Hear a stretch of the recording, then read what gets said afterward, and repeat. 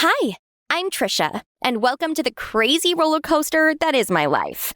From the moment I was born, I was doomed. My parents set their eyes on me and saw nothing but a beautiful baby they could use to make a lot of bucks with. They made me the face of their makeup line, Lush Beauty.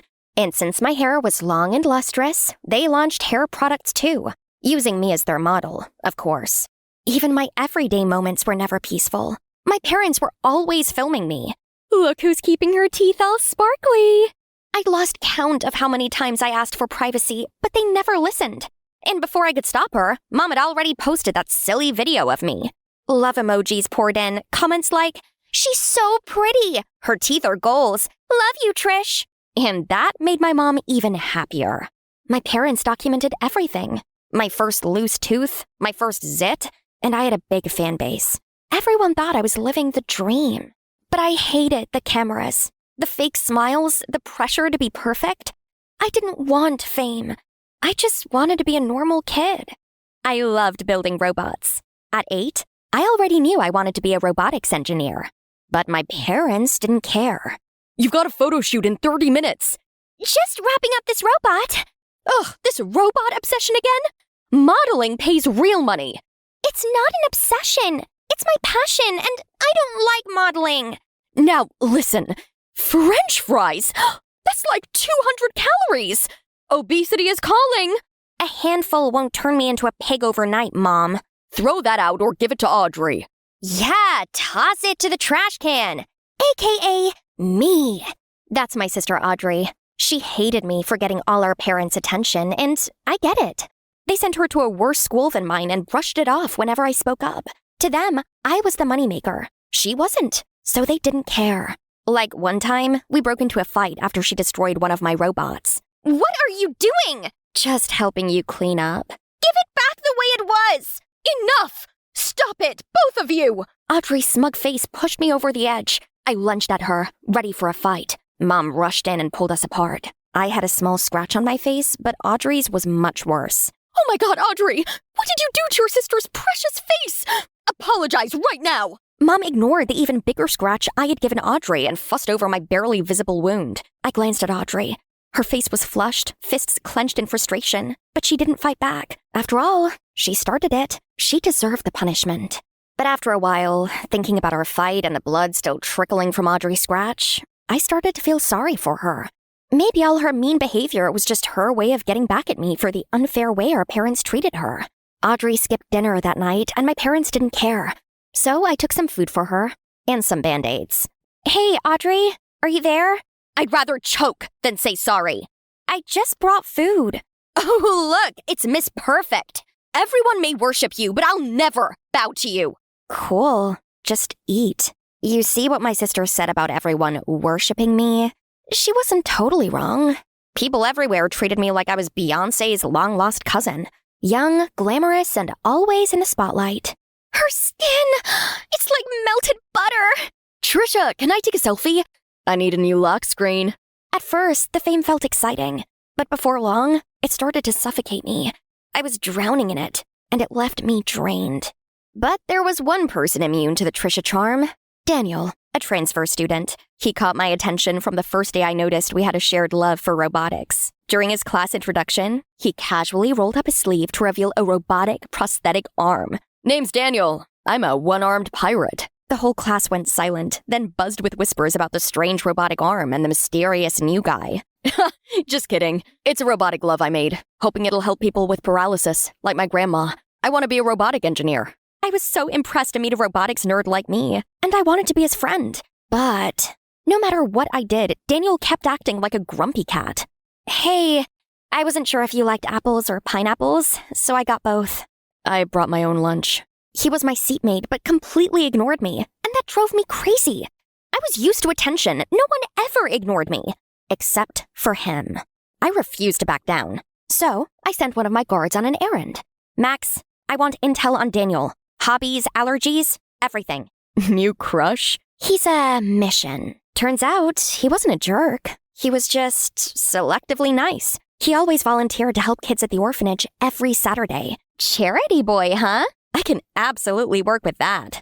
The next Saturday, I arrived at the orphanage with a van loaded with toys, books, and candy for the kids. Daniel was surprised to see me.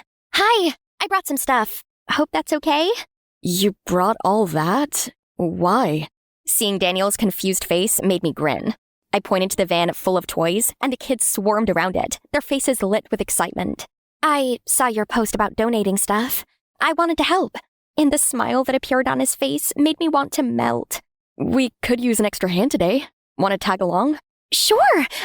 Yeah, totally. It has to be the best day of my life. Working alongside someone I admired and doing something good for once that wasn't captured by cameras. Just me, making a difference. Suddenly, a faint click of a camera shutter caught her attention. It was Mom! Somehow, she had gotten wind of where I was going and now wanted to take advantage of it for publicity. Seriously? Is this all just another publicity stunt for you? I thought you came here to do something meaningful. Turns out you used it for self-promotion. I can't believe I fell for it. No, my mom, she's chronically addicted to Instagram. This wasn't planned, I swear. You're exactly what I thought you were. A self-obsessed influencer who would do anything for clicks. Every word hit like a slap to the face. Even worse, Daniel didn't let me explain. After that, he changed seats and wouldn't even look at me. To him, I had become invisible, but I couldn't be mad at him. I was mad at my parents, the ones who turned my life into a 24/7 live stream. That incident made me realize I wasn't their daughter anymore. Until one day, I couldn't take it anymore. It was my 17th birthday, and I told my parents I wanted to do it alone. No guests, not even family, just me and cake. Lavish parties bored me. I quietly embraced the peace of my 17th birthday. But when I came back from school that day, the moment I stepped into the room, a loud noise made me jump out of my skin. Suddenly, people burst out from behind the furniture. Cameras clicked like crazy and flashes went off everywhere, blinding me. Surprise! My parents had filled the house with fashion designers, influencers, reporters. The opposite of what I wished for. Happy birthday, sweetheart! What is going on? Your birthday, silly. Ugh, I know you said solo, but come on. You're a star. You were born to dazzle. I said I wanted to do it alone. I'm done with all this. With being your little doll. Listen up, everyone. Today, I quit being the face of Lush Beauty. The whole room fell silent. I bolted into the kitchen and came back out with my hair hacked into a messy chop.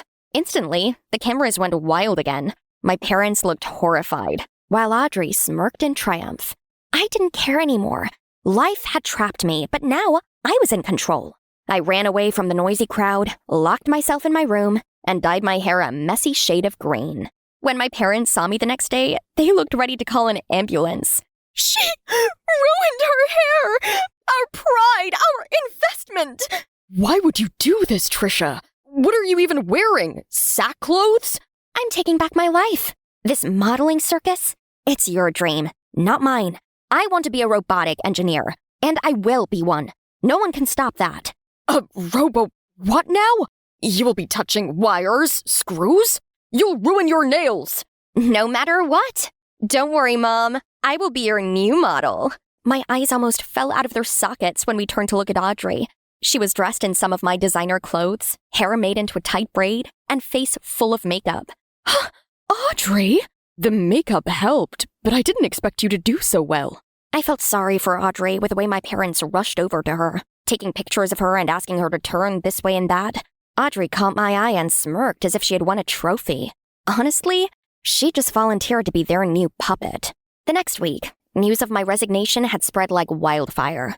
But instead of support, I got whispers and side eyes. The same classmates who used to beg for selfies now laughed at me. It stung, but I reminded myself that it was a small price to pay for my freedom to chase what truly mattered to me. The library became my refuge, a quiet place to prepare for scholarship exams.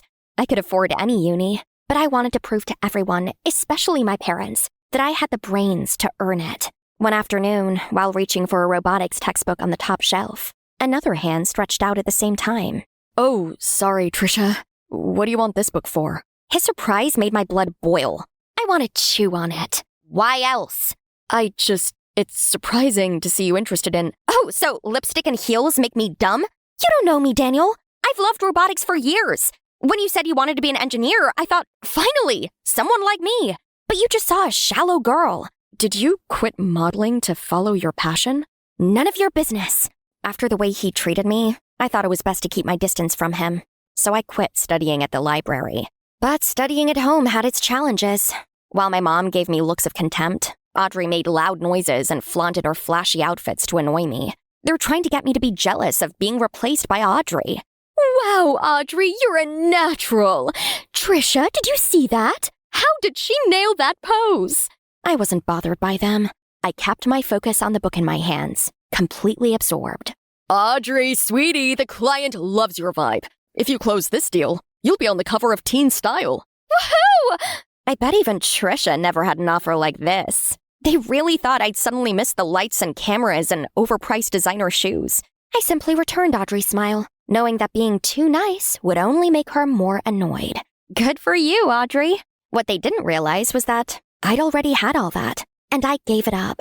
I was chasing something that gave me real meaning, and nothing they said could take that away from me. Finally, my efforts paid off. A few days after I wrote the scholarship exams, I got the best news ever. I got the scholarship! Full ride to Greenwood Tech! Even my parents, whom I thought would care the least, were over the moon. Oh my goodness, Trisha! I knew you were capable of this! I'm so proud of you. Your older sister's still struggling to get in, and here you are bagging a scholarship. A complete beauty and brains? Glancing at Audrey, I noticed she was still focused on her tablet. Audrey isn't doing anything worthwhile, neither studying nor even modeling. She flopped that interview and lost one of the best gigs ever. Immediately, Audrey burst into tears and ran out of the room. Audrey, wait! Why would you say that? We're just stating facts. That was never the truth. The truth is, you only see us as pawns. The moment we're not useful, you turn cold. The jealousy from all the favoritism you showed before is what hurt her.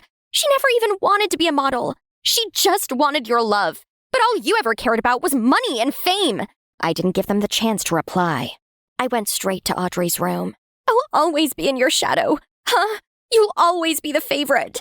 No, Audrey, you're enough. You're unique. Step into your own light. You have your own fire. Do what you want to do. Be who you want to be. I've always wanted to be a travel vlogger. See the world. I never wanted modeling or even university. So what's stopping you? You know what? I'm out. I'm leaving tomorrow. I won't even tell Mom and Dad. Just then, Mom and Dad burst in. They had been eavesdropping all along. We're sorry, Audrey. We love you just as you are. We lost our way trying to build a brand and forgot we were raising daughters. We've messed up. What can we do to be better parents? Start by letting us be who we are, not who you want us to be. I just want you to be proud of who I really am. I'm not Trisha, and she's not me. We have our own journeys. We promise, from now on, no more pushing, no more modeling unless you choose it. Audrey, please don't leave home. Please give us a chance to be just your mom and dad. I can't explain the joy I felt to finally be heard by my parents. And I even got something else to celebrate the next day. I was clearing out my locker, ready to say bye-bye to high school, when Daniel came up to me, hands behind his back like he was hiding something. I've been meaning to talk to you about everything.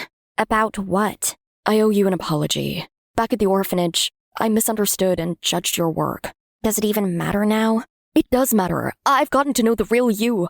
And Trisha, I've realized I really like you. Daniel's sudden confession made me blush. Just then, he held up a robot with a scrolling screen that read, "Will you be my prom date?" That is definitely the sweetest thing I've ever seen. You've got to teach me how to do that. Only if you agree to be my prom date. Only if you promise to listen and not run off next time. Deal.